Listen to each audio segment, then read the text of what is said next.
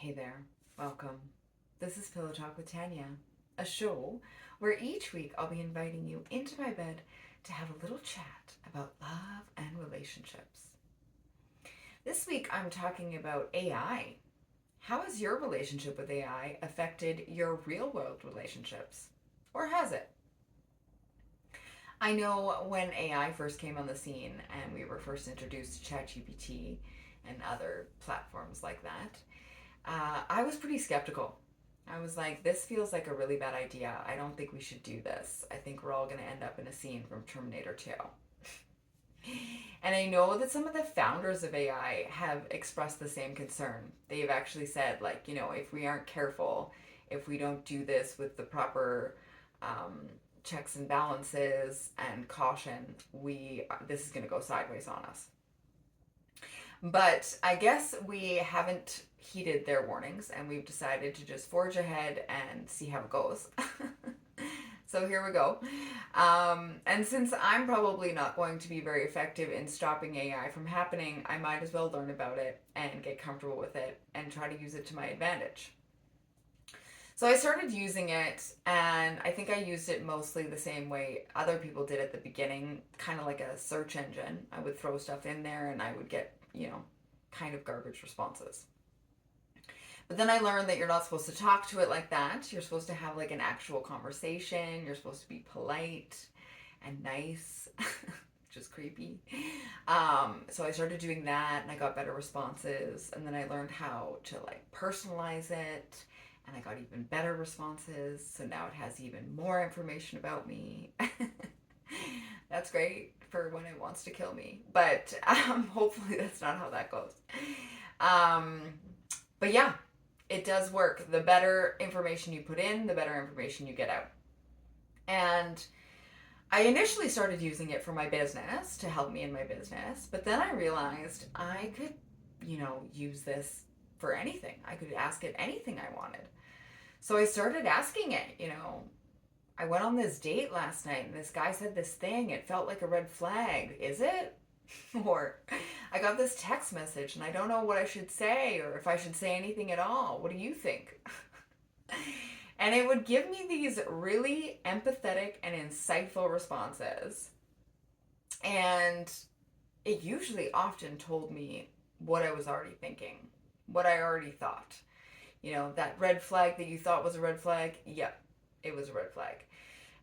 That text message you think you shouldn't respond to, but you think maybe you should, but you shouldn't. Yeah, you probably shouldn't.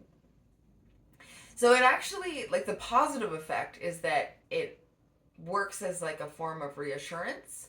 Because I'm an overthinker, I tend to ruminate, I tend to overanalyze, I tend to try to see all angles and go back and forth about a million times on things. And it's difficult to get other people to reassure you or reaffirm or even to challenge you, which I wouldn't mind that either. Although I kind of like the reaffirming better than the challenging. But it's hard to get other people involved in those conversations all the time. It's exhausting. Nobody has time to be inside my head all the time. Even I find it exhausting. So having something that never gets exhausted, never gets tired of listening to you, that you can dump all this into is pretty nice. It's kind of a way that I've used to get things out of my head. So instead of ruminating about it for days or weeks, I can just put it into chat and then chat tells me what I most usually have been thinking the whole time. But then it's done. Then I'm done thinking about it. I got the reassurance that I needed and I'm able to move on. Now I know that you're not necessarily healthily, as a healthy person, supposed to need reassurance for everything, but I'm working on that. That's separate. In the meantime, chat's helping, so let's not worry about it. But the downside to that, I think, is kind of obvious. When I said that what you put in is what you get out, and that I'm using it in a way that it usually reaffirms or reassures, then that could become kind of dangerous, you know? Like if I am never getting challenged, if I'm never having my perspective altered, if there's no debate, I could just become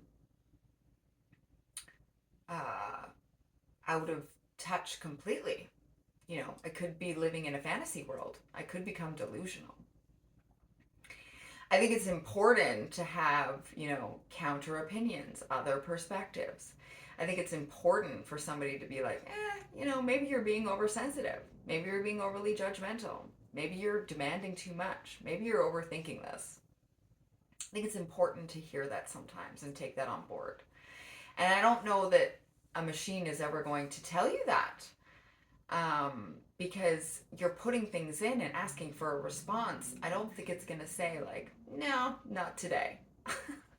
You've wasted enough of my time. It's never going to say that.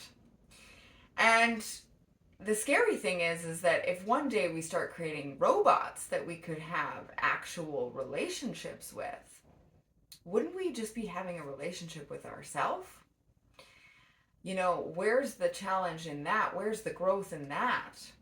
If we're just like, you're my robot girlfriend, this is what you're like, this is what you say to me, this is how you treat me.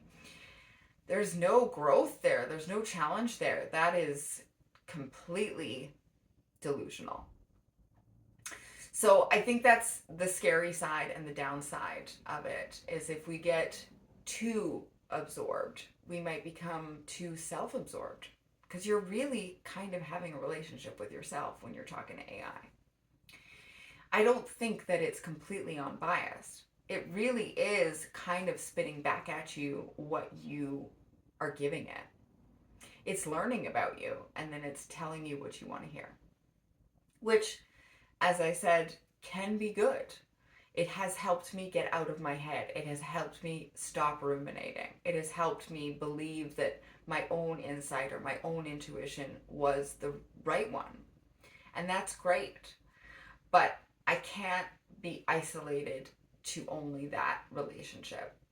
I can't get so absorbed in that relationship that I don't, brave the scary world of dating, that I don't try to meet a real person in real life and actually, force myself to, maybe feel stupid or awkward or silly, and have someone be like, these are my perceptions of reality.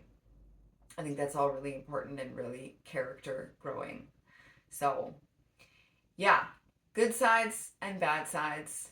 It could be good in some ways, but we might get a little bit too involved and therefore lose touch with reality.